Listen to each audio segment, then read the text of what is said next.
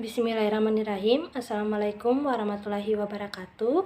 Perkenalkan, nama saya Recius Vika Mustahara dengan NIM A1Q1220018, jurusan Bimbingan dan Konseling Universitas Al-Waluyo. Pada kesempatan kali ini saya akan menjelaskan atau memaparkan rancangan pelaksanaan layanan atau RPL saya mengenai topik pemahaman diri dalam menunjang karir siswa. Pertama, saya akan menjelaskan dulu rasionalisasi dari RPL saya mengenai pemahaman diri dalam menunjang karir siswa. Orang yang pesimis hanya melihat kesulitan di dalam setiap kesempatan, tetapi orang yang optimis melihat kesempatan di dalam setiap kesulitan. Pahamilah bahwa Anda perlu menjual diri dan gagasan Anda agar mendapatkan peningkatan dalam karir, mendapatkan lebih banyak rasa hormat, pengaruh, dan pendapatan. Kemudian, sehingga di dalam pemahaman karir dibutuhkan pemahaman diri yang meliputi bakat, minat, kepribadian, kelebihan pada diri sendiri, dan kelemahan pada diri sendiri. Karena pada dasarnya individu harus mempunyai pilihan karir dengan mengetahui individu tersebut menyukai aktivitas tertentu yang kemudian melahirkan suatu minat yang kuat yang pada gilirannya menumbuhkan kemampuan dan keterampilan yang dimilikinya sesuai dengan tipe kepribadiannya. Sehingga pemahaman diri dalam pemilihan karir ini dimaksudkan adalah keputusan yang didasarkan pada sejumlah pertimbangan dan mempertahankan segala faktor, baik faktor objektif maupun subjektif. Salah satu daripadanya adalah bahwa individu yang bersangkutan mengenal dan paham akan dirinya sendiri, siapa dia, bagaimana keadaan dirinya, bagaimana dia memandang dirinya, dan bagaimana dia menerima dirinya. Namun, pada kenyataannya, tidak sedikit siswa yang belum memahami dirinya dalam pemahaman karir untuk menunjang karirnya ke depan, sehingga menimbulkan pemahaman yang keliru pada dirinya sendiri. Di samping itu, dari hasil instrumen angket yang telah disebar, banyak siswa yang mempunyai masalah dalam pemahaman karir dalam dirinya. Oleh karena itu, layanan informasi ini dilakukan dengan tujuan agar siswa dapat memahami dirinya sendiri dalam pemahaman karir untuk menunjang karirnya ke depan. Baik, selanjutnya di RPL saya ini dilakukan di Satuan Pendidikan SMAN Kartika 10 Kendari dengan komponen layanannya itu layanan informasi, bidang layanannya karir, topik layanannya itu pemahaman diri dalam menunjang karir siswa, fungsi layanannya pemahaman dan pengembangan. Kemudian tujuan umum dari RPL saya ini yaitu peserta didik mampu memahami dirinya untuk menunjang karirnya ke depan tentang pemahaman bakat, minat, dan cita-citanya. Kemudian tujuan khusus dari RPL saya ini terdiri dari 5 poin. Yang pertama, peserta didik dapat menjelaskan kembali pengertian dari pemahaman diri. Kedua, peserta didik dapat menerapkan kembali tujuan dari pemahaman diri. Ketiga, peserta didik dapat mengungkapkan kembali karakteristik pemahaman diri. Keempat, peserta didik dapat mengaplikasikan kembali kelebihan dan kekurangan dalam memahami diri. Dan yang kelima, peserta didik dapat mempraktekkan kembali cara memahami diri di lingkungan kerja. Kemudian sasaran layanan yang digunakan yaitu atau yang dilakukan yaitu kelas 12. Kemudian materi layanannya itu terdiri dari 5 poin. Pertama, pengertian pemahaman diri. Kedua, tujuan pemahaman diri. Ketiga, karakteristik pemahaman diri. Keempat, kelebihan dan kekurangan memahami diri. Dan yang kelima itu cara memahami diri di lingkungan kerja. Waktunya yaitu 2 kali 45 menit.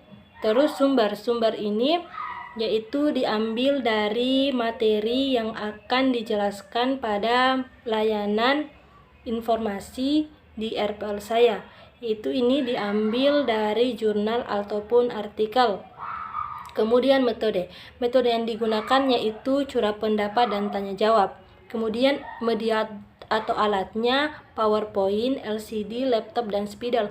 PowerPoint-nya ini terkait dengan materi layanan yang akan digunakan pada rencana pelaksanaan layanan ini yang mengenai topik pemahaman diri dalam menunjang karir siswa. Selanjutnya itu pelaksanaan. Di bagian pelaksanaan ini terdiri dari 3, yaitu pertama tahap awal atau pendahuluan, kedua tahap inti, ketiga tahap penutup. Pertama tahap awal atau pendahuluan, di mana di sini guru BK atau konselor membuka layanan dengan menggunakan salam dan berdoa. Kedua, guru BK membina hubungan baik dengan murid seperti menanyakan kabar dan memberikan penguatan dengan kalimat positif. Ketiga, mengabsen murid. Guru BK mengabsen murid. Terus keempat, menyampaikan tujuan-tujuan khusus yang akan dicapai. Kelima, guru BK atau konselor menanyakan kesiapan kepada peserta didik melaksanakan kegiatan dan memulai pada tahap inti. Selanjutnya tahap inti. Tahap inti di sini di mana guru BK atau konselor menanyakan, menyampaikan, dan menjelaskan media slide PowerPoint yang berhubungan dengan materi layanan. Kedua, peserta didik mengamati slide PowerPoint yang berhubungan dengan materi layanan. Dan yang ketiga, guru BK atau konselor mengajak peserta didik curah pendapat dan tanya jawab. Maksudnya di sini curah pendapat dan tanya jawab mungkin apabila ada peserta didik atau murid yang tidak mengerti atau ingin mengajukan pertanyaan tentang materi layanan yang telah dipaparkan atau dijelaskan. Jadi di sini peserta didik diharapkan bisa bertanya apa yang tidak dimengerti. Kemudian tahap penutup. Tahap penutup di sini yaitu pertama, guru BK atau konselor memberi tugas peserta didik membuat kesimpulan yang terkait dengan materi layanan yang sudah diberikan. Nanti kemudian baru disimpulkan bersama-sama. Selanjutnya pada bagian penutup yaitu guru BK atau konselor mengakhiri kegiatan dengan berdoa dan salam. Bagian selanjutnya yaitu evaluasi. Evaluasi di sini terdiri dari 2, yaitu evaluasi hasil dan evaluasi proses. Yang pertama itu evaluasi hasil. Guru BK atau konselor melakukan penilaian dengan memperhatikan proses yang terjadi. Pertama itu melakukan refleksi hasil, seperti peserta didik menuliskan di kertas yang sudah disiapkan. Contohnya itu refleksi hasil ini seperti pertama, apa yang membuat adik-adik tertarik saat mengikuti layanan ini? Kemudian kedua, apakah adik-adik puas dengan proses layanan hari ini? Ketiga, apa yang terpenting bagi adik-adik yang dipelajari pada layanan ini? Mungkin contoh yang keempat itu seperti ide apa yang adik-adik dapat setelah mengikuti layanan ini? Dan yang kelima, bagaimana adik-adik menunjukkan bahwa adik-adik memahami materi layanan yang dibawakan pada hari ini. Kemudian setelah melakukan refleksi itu, guru BK mengamati sikap peserta didik dalam mengikuti kegiatan. Kemudian yang ketiga itu mengamati cara peserta didik dalam menyampaikan pendapat atau bertanya. Selanjutnya, mengamati cara peserta didik memberikan penjelasan terhadap pertanyaan guru BK. Setelah dilakukannya itu evaluasi hasil, kemudian ada evaluasi proses. Evaluasi proses ini dilakukan dengan instrumen yang sudah disiapkan. Antara lain terdiri dari pertama evaluasi tentang suasana pertemuan, di mana di sini instrumennya berisi apakah menyenangkan, kurang menyenangkan, atau tidak menyenangkan. Kemudian evaluasi terhadap topik yang dibahas, mungkin sangat penting, kurang penting, atau tidak penting. Selanjutnya evaluasi terhadap guru BK dalam menyampaikan materi.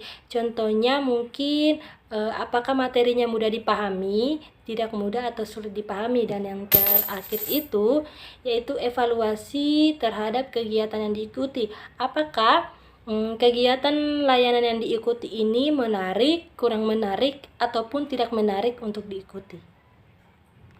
Oke, baik, mungkin itu saja yang bisa saya jelaskan mengenai RPL saya tentang topik pemahaman diri dalam menunjang karir siswa. Mungkin jika ada salah kata mohon dimaafkan. Wabillahi taufik wal hidayah. Wassalamualaikum warahmatullahi wabarakatuh.